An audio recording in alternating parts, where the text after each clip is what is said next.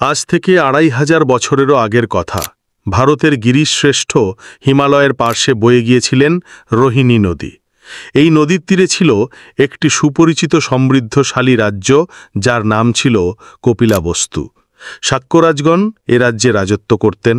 তারা ছিলেন ক্ষত্রিয়, ইক্ষ্বাকু বংশ ছিল তাদের গোত্রীয় পরিচয়। শাক্যরাজ সিংহহনু যখন রাজত্ব করতেন, তখন জয়সেন শাক্যের সুন্দরী কন্যা কাত্যায়নীকে বিয়ে করেন।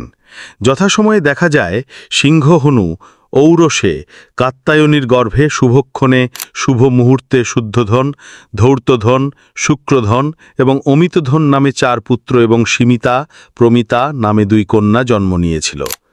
দেবদহ শাক্যের পুত্র অঞ্জন শাক্য রাজা জয়সেনের কন্যা যশোধরাকে বিয়ে করেন। কালক্রমে যথাসময়ে তাদের ঘরে জন্মগ্রহণ করেন দণ্ডপাণি ও সুপ্রবুদ্ধ নামে 2 পুত্র এবং মহামায়া ও মহাপ্রজাপতি গৌতমী নামে 2 কন্যা। ক্রমান্বয়ে কুমার শুদ্ধধন বয়প্রাপ্ত হলে যুবরাজে অভিষিক্ত হন।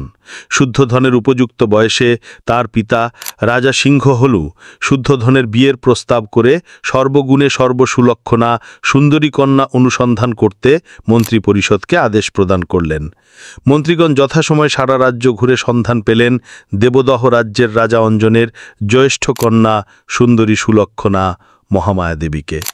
মায়াদেবী সর্বগুণে গুণান্বিতা, সুলক্ষণা ও ধর্মশীলা পুণ্যবতী বলে মন্ত্রীগণ রাজাকে জানিয়ে দিলেন।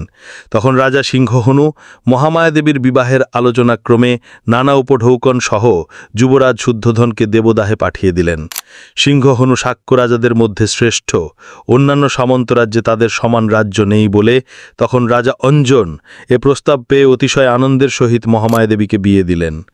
শুদ্ধধন ও মহামায়াদেবী সংসার জীবনে আবদ্ধ হওয়ার পর উভয় অতীব ধর্মশীলা, ধর্মপরায়ণা, ন্যায়নিষ্ঠাবান এবং একে অপরের প্রতি শ্রদ্ধাশীল ছিলেন। তাদের রাজ্যের মধ্যে কোনো সময় কোনো প্রকার অশান্তি ও বিশৃঙ্খলা ছিল না, সকলেই সুখে শান্তিতে বসবাস করত।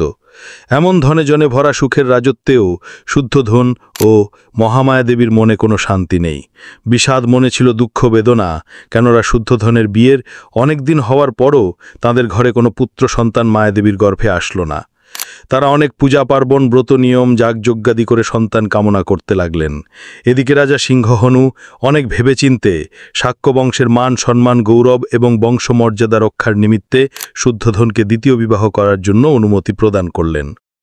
পরবর্তী ভিডিওতে সিদ্ধার্থ গৌতমের জন্ম নিয়ে আলোচনা করা হবে।